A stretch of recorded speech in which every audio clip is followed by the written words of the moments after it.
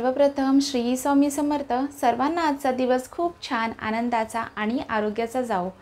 तर छान अशी देवपूजाही झालेली आहे। आता आपण व्हिडिओला सुरुवात करूया। तर जसं थंबनेलमध्ये तुम्ही पाहिलं असेल की माझ्याकडे काही जुने डबे होते, जसे की ह्या ट्रॉली इथे ठेवलेले आहेत असे स्टीलचे काही डबे होते, काही जुने असे डबे होते माझ्या मागच्या व्हिडिओमध्ये। जर तुम्ही तो व्हिडिओ पाहिला असेल तर त्यात तुम्हाला ते दिसतील। तर म्हटलं की आता आपण किचन केलंच आहे, एवढी वर्ष आपण जुने डबे वापरतोय, तर आपण आता थोडंसं काही डबे ॲड करूया जेणेकरून माझं जे सामान आहे ते सुटसुटीत आणि व्यवस्थित मला ते स्टोरेज करता येईल।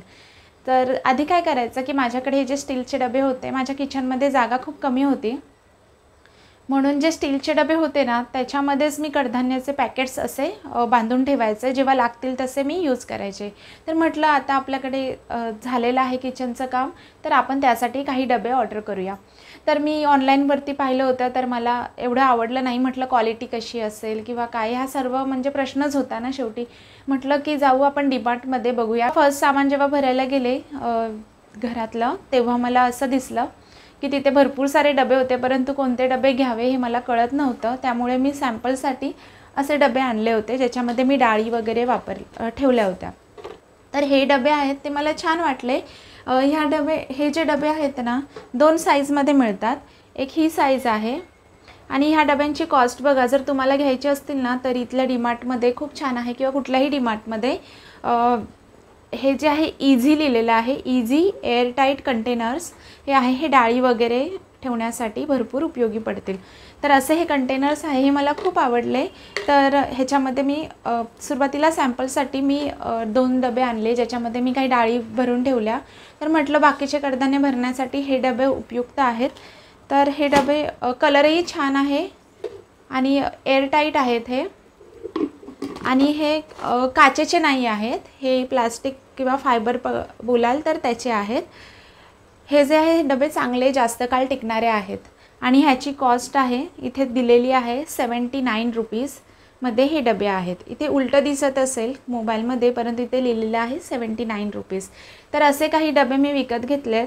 तर आता तुम्ही म्हणाल की जुने डबे टाकून देणार का, तर तसं नाही। जुने जे डबे आहे त्याचा मी दुसऱ्या वेगळ्या कारणासाठी वापर करेन। जसं की आता इकडे जे दूध आहे ना ते खूप छान मिळतं, त्याचं मी साय काढून जे लोणी बनेल किंवा जे तूप जे मी बनवेन साजूक तूप, ते त्याच्यामध्ये स्टोरेज करेन। किंवा जुन्या काही वस्तू असतील जसं की पावडर म्हणा, पितांबरीची पावडर वगैरे, अशा वस्तू भरण्यासाठी मी त्याचा वापर करेन, कारण तिथे जास्त म्हणजे आपले हात कसेही लागतात ना, तर त्यासाठी ते डबे उत्तम आहेत। तर मी त्याचा वापर तिथे करेन। अजून बऱ्याच गोष्टी आणल्या। तर हे एक आहे, हा एक डबा आहे, हा 69 रुपीजला आहे जो मला मिळाला आहे। ह्याची क्वालिटी बघा, दाबला तरी तो दबला जात नाही आहे, कारण जर तुम्ही असे साधे क्वालिटीचे जर का घ्याल तर ते लवकर खराब होतील आणि त्याचा प्लास्टिक जो मटेरियल आहे ना तो लवकर खराब होऊन ते डबे जास्त युजफुल नाही होणार। तर हे जरी मी दाबले ना तरी हे दबलं जात नाही आहे।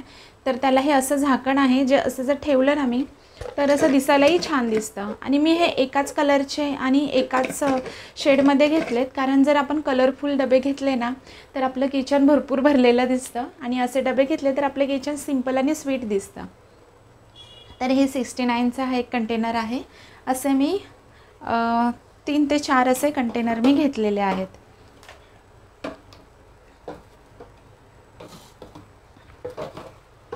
ह्याच्यामध्ये सुद्धा 4 ते 5 म्हणजे मी अक्षरशः हे करताना एक लिस्ट बनवली होती की माझ्याकडे घरामध्ये धान्य म्हणजे डाळी, जसं की मूग डाळ, तूर डाळ, उडीद डाळ, चणा डाळ, असे 4 डबे ह्याच्यासाठी, परत रवा, मैदा, साखर ह्यांच्यासाठी वेगळे डबे, मीठ आहे, म्हणजे सगळं एकूण एका सामानाची लिस्ट केली। त्यानंतर विचार केला की मला असे किती डबे लागतील। तर काही डबे आहेत स्टीलचे आहेत माझ्याकडे, ज्याची साईज खूप छोटी आहे, ते पण मी वापरणार आहे। हा डबा तुम्हाला दिसतोय, असे डबे आहेत। ह्याच्यामध्ये मी पीठ वगैरे भरून ठेवणार, जसं की बेसनचं पीठ आहे, अजून कुळीथचं पीठ आहे, तांदळाचं पीठ आहे। ते आम्ही भाकरी ज्वारीच्या करतो, त्यामुळे इथे तांदळाचं पीठ ह्याच्यापेक्षा थोडा मोठा कंटेनर आहे, त्याच्यामध्ये भरून ठेवेन। तर अशा प्रकारे मी दोन्ही डब्यांचा वापर करेन। आणि अजून एक गोष्ट की असा हा एक कंटेनर आहे, तो मी घेतलेला आहे, हा 129 रुपीजला आहे। हा सुद्धा एअरटाईट आहे, ह्याच्यामध्ये तुम्ही खाऊचे पुडे, बऱ्याच वस्तू तुम्ही इथे भरू शकता। ह्याची साईज बघा चांगली मोठी आहे, म्हणजे आपल्या एक वितेला थोडीशी कमी आहे। हा गोल आकाराचा डबा आहे। हा डबा मी ह्याच्यासाठी घेतला की घरात लहान मुलं आहेत, त्यांना कधीही खाऊ लागतं, तर त्याच्यामध्ये जर मी ठेवलं आणि हे जर मी इथेच खालच्या साईडला जर का ठेवलं ना, तर ते पटकन मी नसताना सुद्धा त्याचा वापर करू शकतो। तर ह्याची कॉस्ट मी तुम्हाला दाखवते। ह्याची कॉस्ट आहे 129 रुपीज।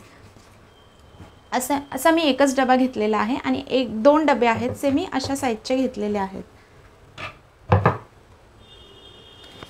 हा डबा थोडासा जास्त आहे 149 रुपीज आणि ह्याच्यामध्ये हा BPA फ्री सुद्धा इथे लिहिलेला आहे आणि एअरटाईट सुद्धा आहे। तर ह्याच्यामध्ये सुद्धा मी बऱ्याच गोष्टी स्टोरेज करू शकते। मग माझ्या रिक्वायरमेंटप्रमाणे मी इथे स्टोरेज करणार आहे आणि ह्याच्या ट्रॉलीज ज्या मी बनवल्या आहेत त्या मी माझ्या पद्धतीने माझ्याकडे जेवढे कंटेनर आहेत ना त्या साईजचे मी बनवून घेतलेले आहेत। त्यामुळे माझ्याकडे जेवढे डबे आहेत, जसं की पिठाचा डबा आहे, स्टीलचे काही डबे आहेत, ते राहतील ह्याच्यासाठी ह्याप्रमाणे मी ते बनवून घेतलेले आहेत किचन ट्रॉलीज। हा सुद्धा डबा 149 रुपीज, म्हणजे असे दोन डबे माझ्याकडे आहेत आणि बाकीचे जे आहेत ते छोटे डबे। तर आता मी ह्या डब्यांना चांगलं घासून पुसून ठेवणार आहे, जेणेकरून मी जे सामान भरलेलं आहे ते मी त्याच्यामध्ये स्टोरेज करून ठेवू शकते आहे, जो की मल्टीपर्पज यूजसाठी होतो। तर हा जो डबा आहे तो 39 रुपीजला आहे। हा सुद्धा एअरटाईट आहे। हा फ्रीजमध्ये जर का काही स्टोरेज करायचं असेल त्याच्यासाठी मी आणलेला आहे, किंवा कधी कधी ह्याच्यामध्ये खाऊसुद्धा मी बाहेर भरू शकतो। हा मल्टीपर्पज डबा आहे, त्यामुळे ह्याचा वापर मी वेगळ्या प्रकारे करू शकते। हा सुद्धा डबा आहे, हा राऊंड शेपमध्ये आहे, हा 39 रुपीजचा आहे। तर काल जी मी शॉपिंग केली आहे डीमार्टमधून ती फक्त आणि फक्त कंटेनर्सची केलेली आहे, कारण ह्याच्या आधी मी गेले होते ऑब्झर्व करायला की कोणते डबे आहेत किंवा कसे आहेत ते मला चांगले मिळतील का। तर असे 4 ते 5 गोष्टी सिलेक्ट करून मी काल फक्त ह्याची शॉपिंग करायला गेली होती, जेणेकरून मी माझे सामान जे आहे ते मी स्टोर करू शकते। अजून हा एक डबा आहे, ह्याच्यामध्ये ना 3 छोटे छोटे डबे आहेत। हा मोठा डबा आणि ह्याच्या आतमध्ये असे अजून 2 डबे आहेत। तर ह्याची पण कॉस्ट तुम्हाला सांगते। हा 119 रुपयाला आहे, म्हणजे जास्त महागही नाही आहे आणि जास्त स्वस्तही नाही आहे, मीडियम रेंजमध्ये हे डबे आहेत जे मला मिळाले आहेत। आणि हे कसं आपण एकदाच जर का घेतलं ना की ते सालोनसाल म्हणजे वर्षानुवर्ष त्याचा आपण वापर करू शकतो आणि ते जास्त टिकतातही, त्यामुळे एकदाच इन्व्हेस्टमेंट केली आहे। आता ह्याच्या पुढे डबे घेतले तर माझे मिस्टर मला ओरडतील। हे सगळे डबे आहेत, हे मी आता स्वच्छ धुणार आहे आणि त्याच्यामध्ये मी सामान भरणार आहे। आजूबाजूच्या टॉवरमध्ये ना येता जाता मला काही ताई भेटतात, तर त्यांच्याशी बोलून मला खूप छान वाटतं। आणि मुख्य म्हणजे काय की त्या समोरून मला आवाज देतात, तुम्ही विशाखा ताई ना म्हणून, पण मी तुम्हाला ओळखत नाही, सो तुम्ही सुद्धा तुमची ओळख मला सांगा, कधी भेटलात तर समोरून आवाज द्या। मला खूप छान वाटेल तुमच्याशी बोलायला, कारण माझे व्ह्यूअर्स कोण आहेत ते प्रत्यक्ष पाहायला मला खरंच खूप आवडेल। तर आता मी एक भांडं आहे ना ओपन करून स्वच्छ धुवून घेते। काही जण काय करतात की हे जे बाहेरून आलेल्या वस्तू आहेत ते फक्त पुसून घेतलं आणि त्यात स्टोरेज केलं असं करतात, परंतु तसं नाही करायचं, कारण बाहेरून हे जे मटेरियल आहे ना हे फॅक्टरीमधून बनवून येतं। परत ते मटेरियल बनताना कोणाकोणाचे हात लागलेले असतात पॅकिंग करताना, वस्तू बनवताना। तर आणि मटेरियल जास्त काळ राहावं याच्यासाठी काही केमिकल्ससुद्धा वापरले जातात, त्यामुळे ह्या ज्या वस्तू आहेत या व्यवस्थित स्वच्छ साबणाने धुवायच्या। मगाशी हे पर्पल कलरचं तुम्हाला मी दाखवलं होतं कंटेनर्स, त्यामध्ये मी म्हणाले होते की 3 कंटेनर आहे, परंतु मी हे जेव्हा ओपन केलं तेव्हा पहिलं झाकण खुललं, दुसरं झाकण, असे झाकणात झाकण असे भरपूर सारे येत होते। त्यामुळे मला असं वाटलं की आता आहेत की तिथे नक्की, तर टोटल ना त्याच्यामध्ये 5 कंटेनर्स आहेत जे मला ह्याच्यामध्ये मिळालं। तर मी आतल्या आत म्हणजे मला एकदम खूप छान वाटत होतं, बापरे 119 रुपीजमध्ये 119 रुपयामध्ये एवढे सारे कंटेनर मिळतात, म्हणजे मला हे फ्रीजमध्ये बघा बऱ्याच गोष्टी स्टोरेज करण्यासाठी होऊ शकतात। जसं की मी नॉर्मल साधे डबे वापरायचे ना, सो एकामध्ये कोथिंबीर, कढीपत्ता, मिरची, अजून लिंबू, अशा बऱ्याच गोष्टी आहेत ना ह्याच्यामध्ये मी स्टोर करू शकते। सो ते जेव्हा ओपन होत होतं ना तेव्हा माझ्या मनामध्ये आणि असं बोलतात ना खूप छान वाटत होतं की अजून एकामागोमाग एक असे कंटेनर येत होते। मी विचार केलेला की ह्याच्यामध्ये 3च असेल, पण नेमके मिळाले 5। सो चला आज लॉटरी लागली असं समजलं तर काय हरकत नाही। तर आणि हे कंटेनर आहे, मगाशी मी तुम्हाला दाखवायला विसरले, हे छोटे छोटे असे 4 कंटेनर आहेत. ह्याच्यामध्ये गरम मसाला छोटंसं काहीही भरण्यासाठी मी घेतलेलं आहे आणि हे काचेचे आहेत. शक्यतो मी बरेच जे मोठे डबे आहेत ना ते काचेचे नाही घेतले, फायबरचे घेतले मुद्दामून, कारण माझं काम एवढं पटापट आणि पटकन असतं ना, तर चुकून ते तुटून जाईल आणि खाली पडेल आणि नुकसान होईल. त्यापेक्षा आपण फायबरचं किंवा प्लास्टिक मटेरियल घेतलं ना तर ते जास्त काळ टिकेल. पण थोडं एक इच्छा होती मनामध्ये की गरम मसाला असतो ना तो काही जास्त प्रमाणामध्ये नसतो, थोडासा जो आपण बाहेरून आणतो ते मसाले किंवा धने जिरेची पूड जी आपण बनवतो ती ह्याच्यामध्ये स्टोअर करता येईल.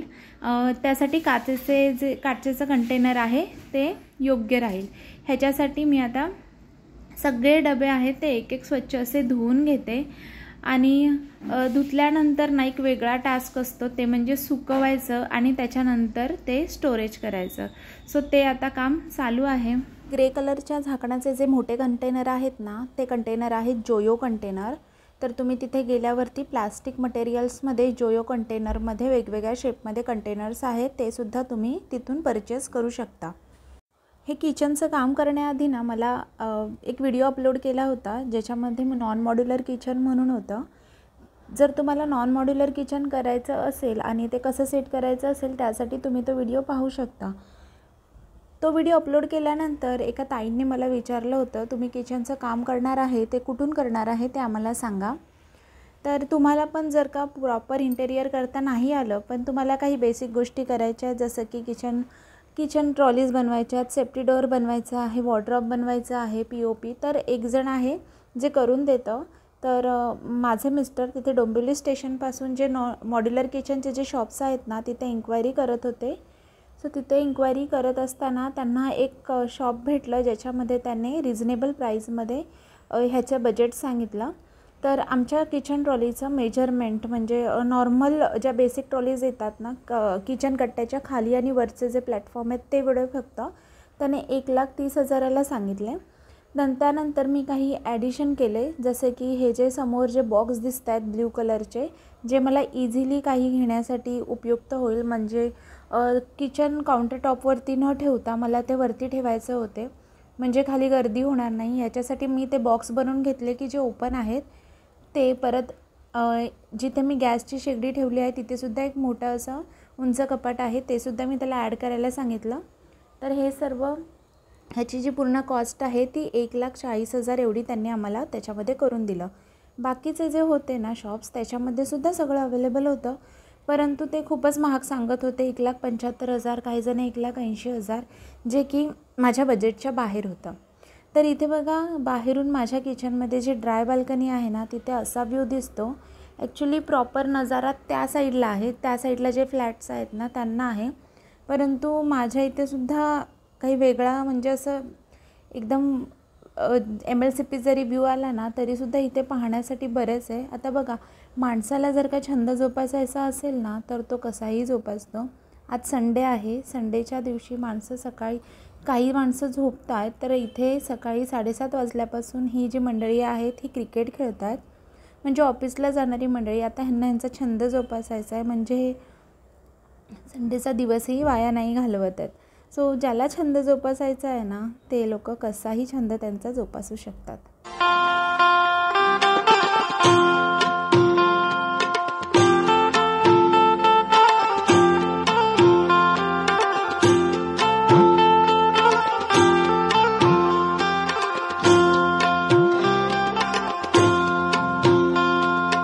इथे आल्यानंतरचे जे मी ब्लॉग्स तयार करते ते तुम्हाला कसे वाटतात ते मला नक्की कमेंट करून सांगा. आणि आजचा ब्लॉग आवडला असेल तर प्लीज लाईक करा, शेअर करा आणि सबस्क्राईब करायला विसरू नका. पुन्हा आपण भेटू पुन्हा एकदा पुढच्या नवीन व्हिडिओमध्ये.